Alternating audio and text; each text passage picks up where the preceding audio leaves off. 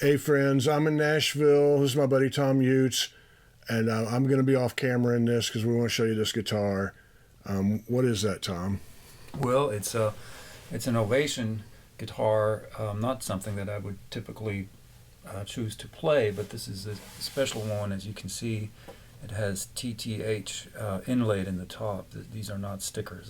These are inlays. So this guitar was made by Ovation for my friend Tom T. Hall, who used it on a tour of Australia, and then came back and hung out in Florida for a while and wrote two songs with it. One is Bill Monroe for Breakfast, and one is Little Bitty, which was probably his last big hit when Alan Jackson cut it. And then he gave this guitar, he met Johnny and June in Florida on this trip, and Johnny asked him for something to put in his museum, so Tom T handed him this guitar, and it lived there for a while, and then It's in the Johnny Cash Museum in the Johnny Cash Museum, yeah. In Nashville.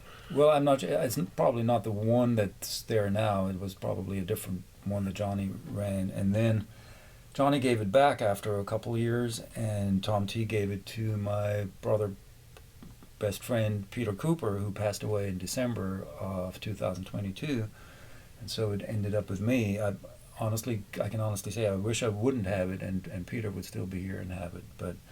Well, when he gave Peter this guitar, he sent him a letter with it, which we have here too.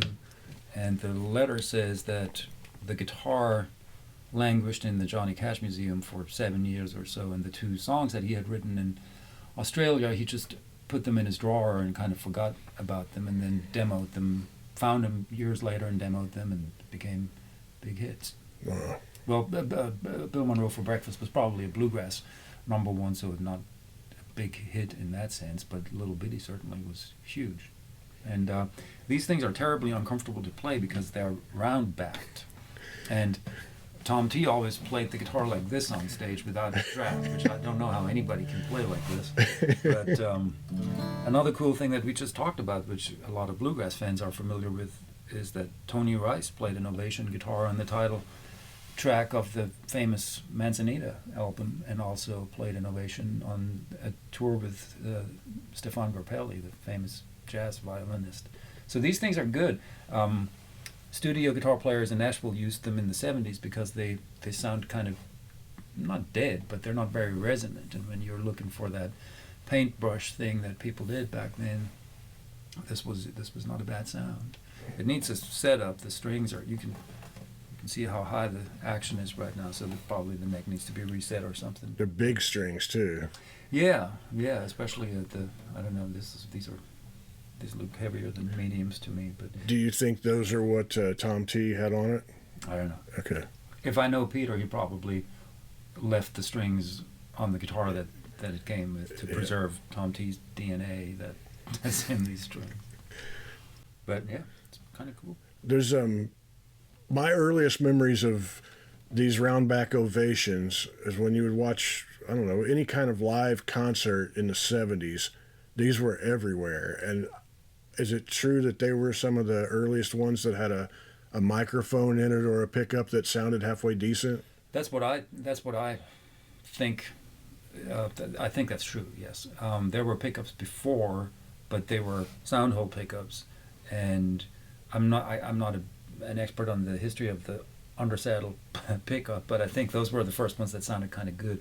My first recollection is when I buying the Simon and Garfunkel Live in Central Park record, and on the cover was Simon playing an Ovation guitar, and I was like maybe 13 years old, and I was like, oh my God, this is the best looking guitar I've ever seen. I remember Kenny Loggins, some live stuff with him breaking, I guess a 12-string maybe, and him breaking the string. Or, yeah. Do you remember the first time that you met Tom T? Yes, very much so.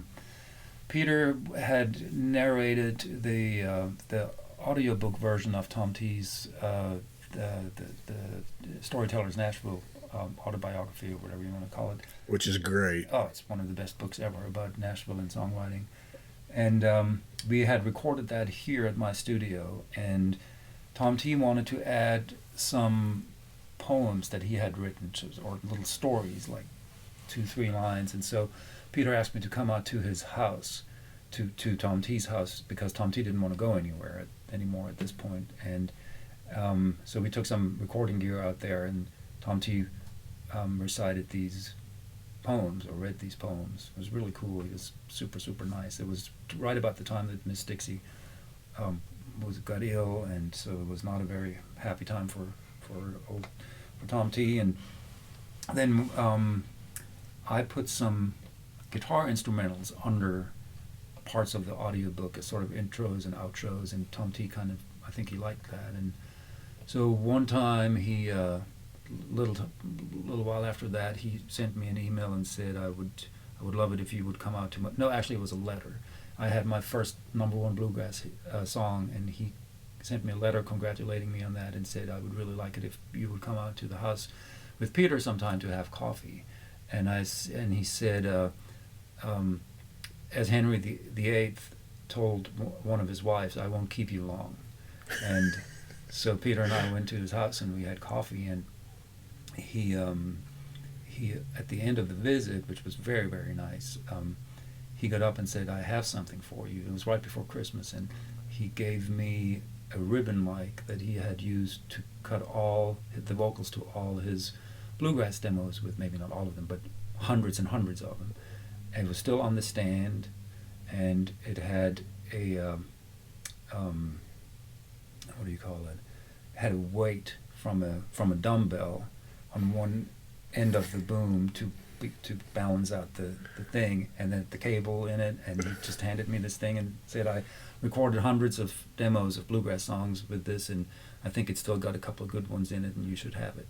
And so it's not here right now. It's at the Hall of Fame, because anyway, long story, but it's going to come back here, and I'll use it. I've used it before. And so after that, Tom T and I stayed in touch, and we wrote each other a lot of letters and a lot of emails and texted, and he was extremely kind to me, and he invited me and Peter back often. And he didn't know my wife, but one year on Valentine's Day, he sent her flowers, and he was the best guy. He was one of the smartest people I've ever met.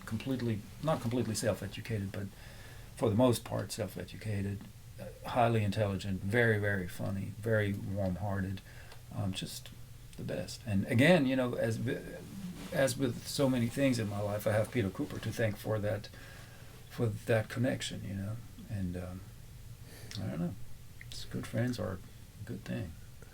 Hear, hear. You willing to strum a little something? It's not. It doesn't tune really good, but I can.